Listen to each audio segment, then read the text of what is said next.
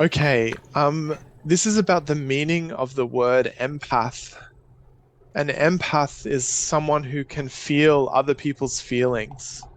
So while grammatically you could say that empaths are especially resistant, um, because of what that word means, sensitive is the only one you could choose of those two. So they're sensitive to others' emotional energies. To be empathic is to be able to understand what other people are feeling. Um, so, and that's consistent with, so in the first sentence, they say emotions are contagious. That is, emotions can move from one person to another in a similar way to diseases. But then they're adding uh, a a more specific point about empaths as a group of people, that they are especially, and in the context of the previous sentence, it must be especially open Sensitive. to the contagion. So to be open to something is to be sensitive to it. So they're receptive of it, to others' emotional energies, because they're so attuned to others. So it's like being in tune with, in a like an auditory sense. So, or like a musical instrument.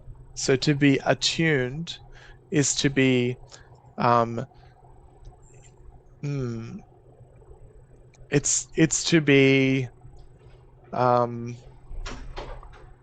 able to pick up um the correct pitch or the correct information from something, but it also tends to mean being in harmony with. So if someone is attuned to the natural environment, you're saying that they are in harmony with the natural environment, or that they're very good at understanding and experiencing the different things that are happening in the natural environment. In this case, it's about people being attuned to each other. That is, some people are very good at noticing what other people are feeling. They're kind of in harmony. Hmm. It's almost a cliche. It's like a psychological idea. Um, so because this sentence um, is about how people who are like this interact with other people, it makes a lot more sense that this be about a type of relationship that they could be drawn into or become a part of. So they can get easily exhausted in Exhausted crowds. in crowds. They could be drawn into codependent relationships. So crowds, that is when they're with a big group of people. Relationships, that's how they interact with one other person. Um, Exhaust themselves trying to solve others' problems. So again, it's with specific other people, or burn out from too much caregiving. So that's the kind of work that they're doing for others. They're giving them care.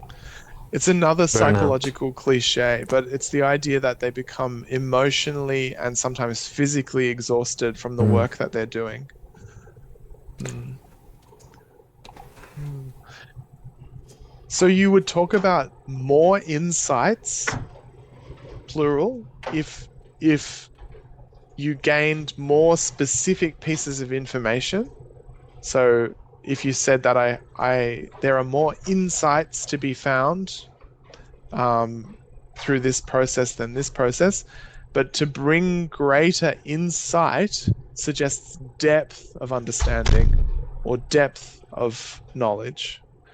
So greater in the sense of larger, that is deeper insight, being able to see further into a problem. So why relationships is incorrect? Um, Brings greater relationships. I think because greater literally means larger. Not So better. not better. We use it every day. We use it to mean better. That's great. Well done. But literally it doesn't mean that. And I think It's maybe bigger. this, yeah, in this case, greater insight means more substantial insight, a greater Mm. quantity of insight. Hmm. Yeah.